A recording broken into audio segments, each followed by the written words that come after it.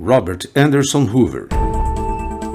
Nascido em 24 de janeiro de 1922 e falecido no dia 25 de outubro de 2016. Foi um piloto de caça americano, piloto de testes, instrutor de voo e aviador de shows aéreos. Hoover voou Spitfires nas Forças Aéreas dos Estados Unidos durante a Segunda Guerra Mundial e foi abatido em 1944 na costa da França. Ele foi mantido por mais de um ano em um campo de prisioneiros de guerra alemão antes de finalmente escapar e voar para a segurança em uma aeronave inimiga roubada. Ele então trabalhou como piloto da Força Aérea dos Estados Unidos e de testes civis após a guerra, perseguindo o voo supersônico Bell X-1 de Chuck Yeager em 1947 e como instrutor de voo da aviação norte-americana durante a Guerra da Coreia. Ele é mais conhecido como piloto de exibição de shows aéreos, que voou por quase 50 anos até sua aposentadoria em 1999.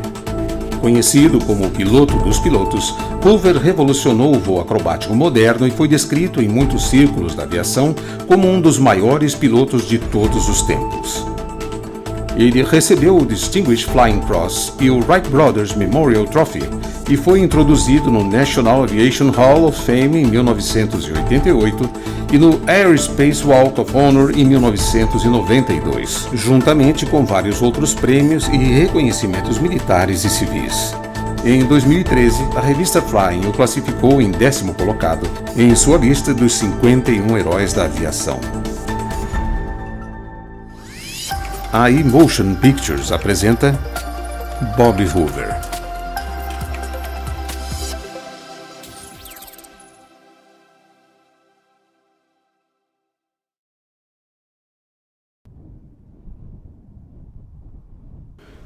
Desde menino, Robert Anderson Hoover tinha grande paixão pela aviação. Pelas condições financeiras de sua família, frequentar a escola de pilotos no Aeroclube de Nashville, Tennessee, seria praticamente impossível. Seu pai era um trabalhador braçal, com pouco estudo, e sua mãe era do lar. Bob não mediu esforços para realizar seu grande sonho de tornar-se um piloto. Quando não estava no colégio, ele trabalhava num armazém da cidade, uma espécie de supermercado dos anos 40. E ele juntava cada centavo, já que seu pai ganhava muito pouco e seus serviços eram temporários. Ele finalmente juntou o valor de sua matrícula e foi para o Berryfield, o centro de formação e aeroclube da cidade. Finalmente, seus dias como apenas um observador no campo de pouso estavam terminando.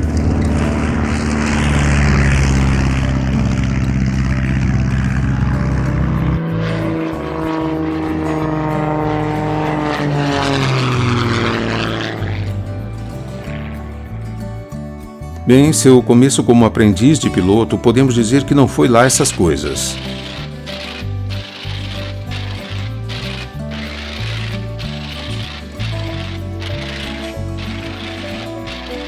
Mas Bob treinava e treinava muito. Sua meta não era apenas tornar-se um piloto, mas o melhor piloto que o Tennessee pudesse formar.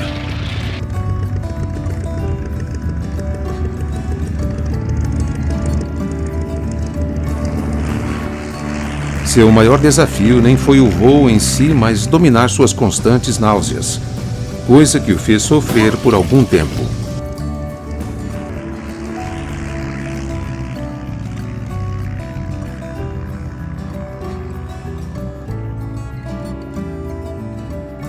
Desistir era uma palavra que Bob Hoover havia riscado de seu vocabulário.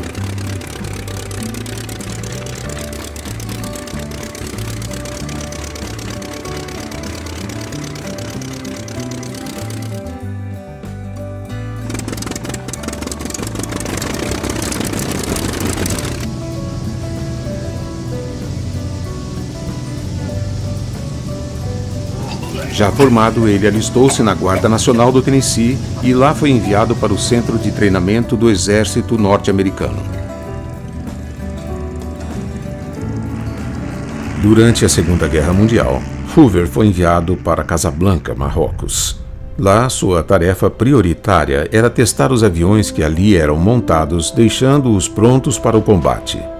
Mais tarde, ele foi designado para o 52º Grupo de Caça na Sicília, com os Supermarine Spitfires. Had led Spitfires, 6 of them, into Palermo, Sicily. And when I got there, I said, fellas, you're on your own. And I took my footlocker out of the airplane, and I asked someone on the line to take me over in a Jeep to the colonel's office. And boy, he put his arms around me and he said, oh, I've been hoping this day would come. And he said, I told all of the people in this fighter group about your expertise. And he said, I want you to put on a show for all of them. And so he brought all the 3 squadrons were located in different places into Palermo. He got everybody assembled and he said, you're going to see something you've never seen before.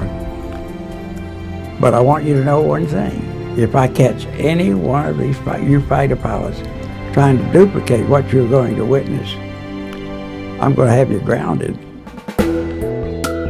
Bob Hoover believed, his bosses believed, and those who saw him fly fighters in those days believed he was simply the best there ever was, which makes what happened to him in combat all the more surreal. The day I was shot down, we were dive bombing some transports, feeding supplies to the Germans in southern France there. And we were attacked by 4 Focke-Wulf 190s. And we just pulled off of the target of releasing our bombs, and we were all split up. I pulled out of a break like this, and I was up about almost 90 degrees, and I saw this Focke-Wulf out here, and I just ignored him.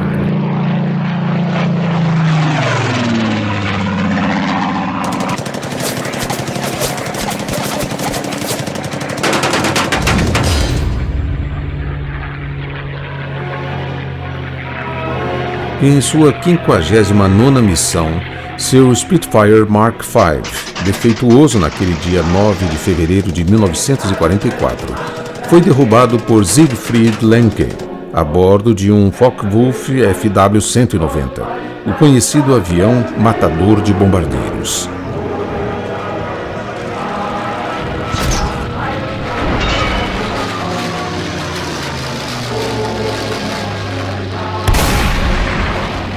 Ele, com alguns ferimentos, conseguiu saltar de paraquedas no mar, na costa sul da França.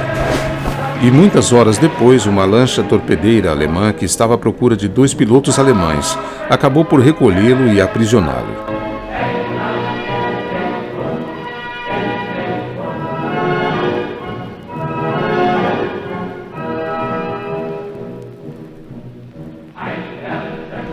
Ele foi enviado para o Stalag Luftheim, um campo de prisioneiros de guerra em Barth, Alemanha.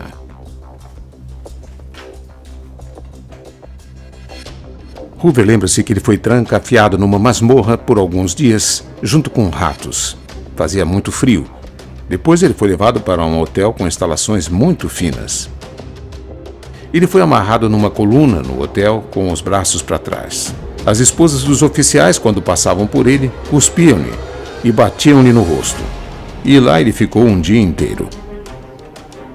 Certa noite, devido às condições do campo, houve um tumulto e uma briga envolvendo vários milhares de presos. Hoover aproveitou essa oportunidade para escalar a cerca e escapar. Apesar do fato de Dwight Eisenhower ter emitido a ordem para que os prisioneiros não tentassem mais escapar devido ao rápido avanço dos aliados. Ele foi acompanhado por outros 2 prisioneiros de guerra e juntos eles seguiram por uma estrada de terra até uma casa de fazenda alemã, onde uma mulher sozinha fez comida para os homens famintos. Quando eles estavam saindo, Hoover escreveu um bilhete para ela entregar ao exército americano nas próximas semanas, informando que ela havia ajudado os 3 e que a tratassem com gentileza. A mulher também deu ao trio uma arma com munição de reserva.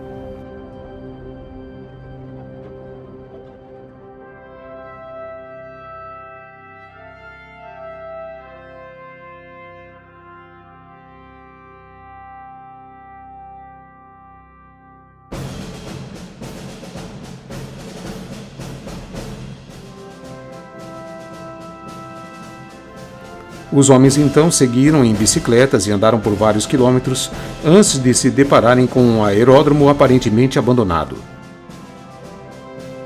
Hoover começou a inspecionar os aviões, mas todos pareciam danificados e sem condições de voo.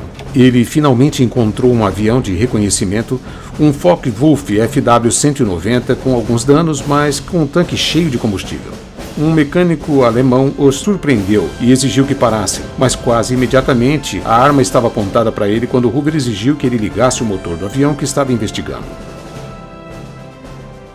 Com o motor ligado, Hoover fez o acordo de que, como a aeronave só tinha espaço para um ocupante, os outros 2 prisioneiros de guerra manteriam a arma para ajudar na fuga. Ele nem mesmo taxiou em direção à pista.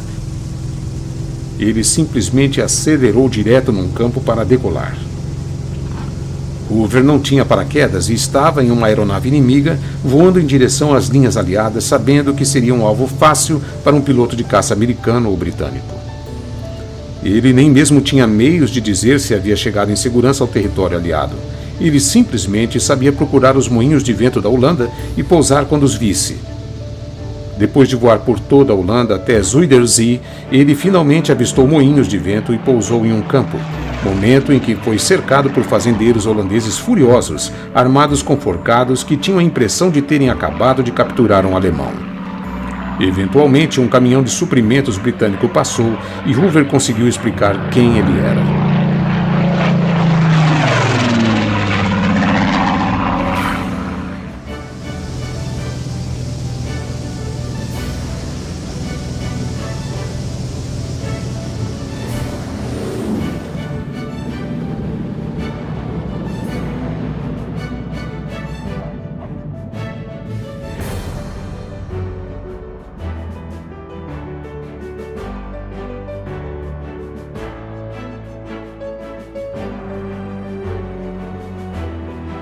Após a guerra, ele foi designado para testes de voo em Wilbur Wright Field, perto de Dayton, Ohio.